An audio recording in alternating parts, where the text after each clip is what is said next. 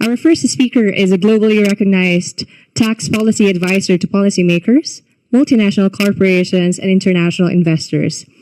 He is the founder and chief tax advisor of the Asian Consulting Group, or ACG, a leading tax and investment advisory firm headquartered in the Philippines with satellite offices in Singapore, Australia, and strategic markets in the United States and Europe. He holds a master's degree in public administration from Harvard University, completed his Global Tax Policy Executive Program at Duke University, and earned advanced certification in climate and sustainability policy from the University of Oxford. His work focuses on globally aligned tax reform, cross-border investment structuring, ESG-driven incentives, and technology-enabled tax administration. Let us all welcome Mr. Raymond Mon Abrea.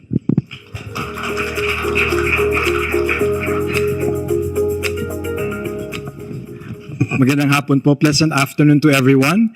I know you're all important because you are invited today.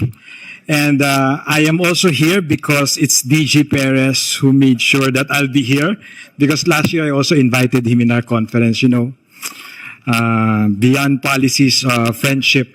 And let me begin by saying for nearly a decade, we have worked closely with the Anti-Red Tape Authority.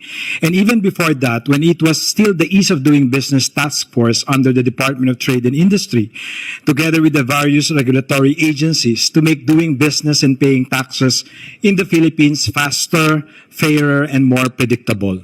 Allow me to recognize Director General Ernesto Perez, who still looked very young, same like when he was still DDG, and the entire ARTA team, and I was informed very young professionals. Thank you for your service. Let me share one quick story. Last year, during our roadshow in South Korea, a locator in Subic faced a BIR audit triggered by an incorrect information from an automated system. Because of the internal procedure and protocol, the certification needed to resolve the issue could not be released to ARTA. Within days, they convened a virtual meeting between SBMA, BIR, the company, and myself joining from Washington, D.C. The issue was clarified, the certification released, and the assessment got canceled. This is what responsive government looks like. As private sector representative to the Ease of Paying Taxes Task Force, such a tongue twister, which I co-chaired with the BIR for several years, our focus has always been simple: make government work better for taxpayers. In 2022, while studying at Harvard, the mission expanded globally. We began asking one question: why invest in the Philippines? Today's presentation and our Create More edition is our answer.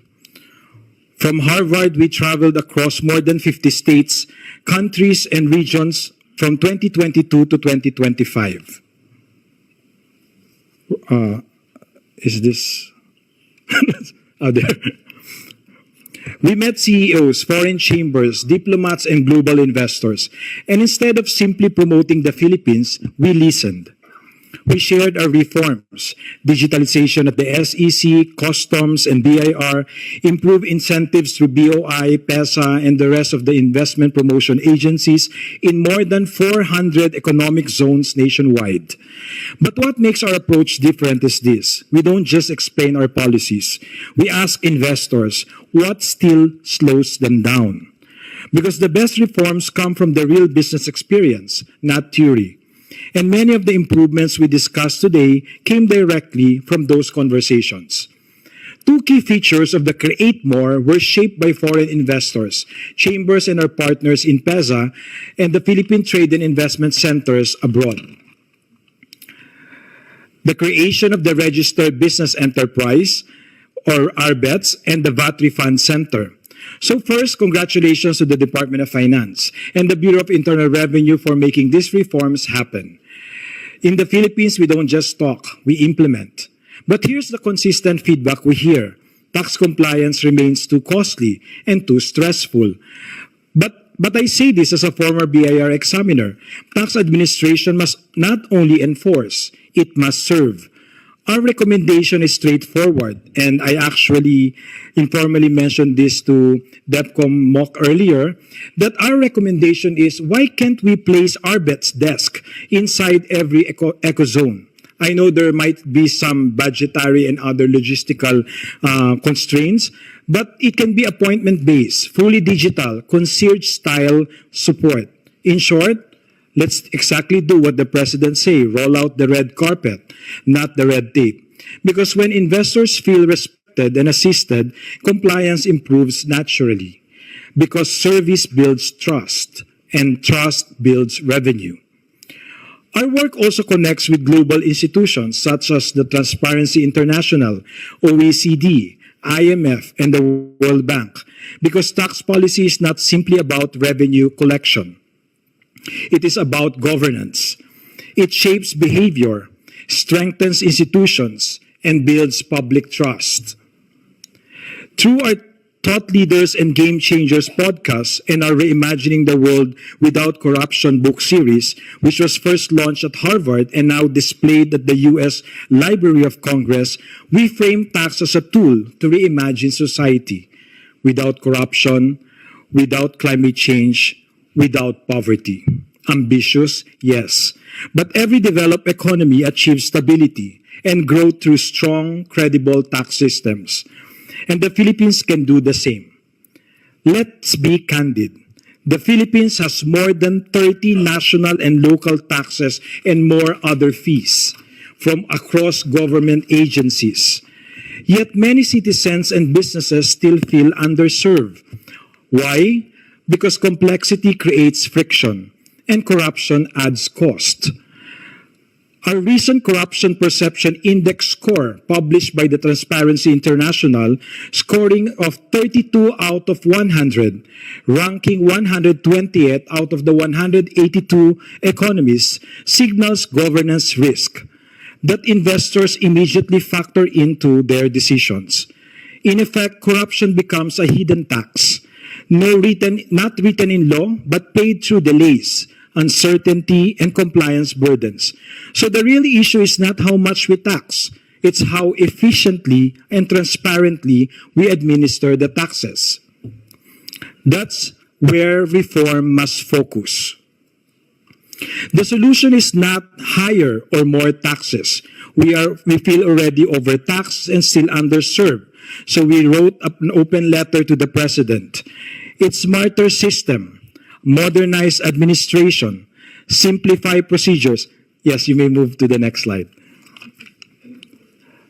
Digitize everything. Use AI-driven, risk-based audit to focus on large evaders, not MSMEs nor locators. When processes are automated, data-driven, discretion decreases. When discretion decreases, corruption decreases. And when corruption decreases, investment increases. And we've seen this momentum, audit suspension, risk-based enforcement, policy reforms moving forward. This shows something important. Our government listens. And when the government listens, reform becomes real. Countries like Singapore and South Korea did this. We can too. So what does this mean in practice for the BIR? Full implementation of the electronic invoicing under the TRAIN law, risk-based audit, faster digital VAT refunds, and a fair risk classification that rewards compliant taxpayers. For the Bureau of Customs, thank you, sir, you have already mentioned it, end-to-end digital clearance, risk profiling, and fewer manual interventions to reduce discretion. For the Department of Finance, adopt and implement immediately the OECD Global Minimum Tax. Remove discretionary taxes such as 2 excise rates for e-liquids which invites misdeclaration. Simplifying to 1 rate can help recover up to 14.8 billion annually and improve compliance. Align with ASEAN standards, lift the bank secrecy law, and cut VAT rate from 12 to 10%, owing to the fact that we have the highest VAT rate with the least collection efficiency in the ASEAN region. And focus on improving collection efficiency through digitalization. The goal is consistent, lower friction, higher integrity, predictable rules. Because investors don't just look at incentives. They look for certainty. Certainty is the real competitive advantage.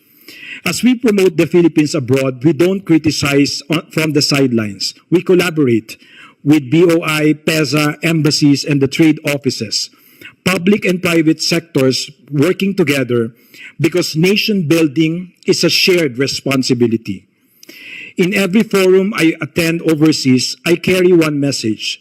The Philippines is reforming. The Philippines is improving. And the Philippines is ready. Not tomorrow, today. That's why on February 26, we launched our 2026 International Tax and Investment Roadshow across more than 30 cities worldwide, distributing more than 10,000 copies of Why Invest in the Philippines, Create More edition, hosting private CEO briefings, policy dialogues, direct engagement with decision makers. We are not just promoting, we are listening, refining. From Harvard to Oxford to Duke and beyond, I proudly represent our country. Despite our challenges and political disagreements, I choose to be part of the solution.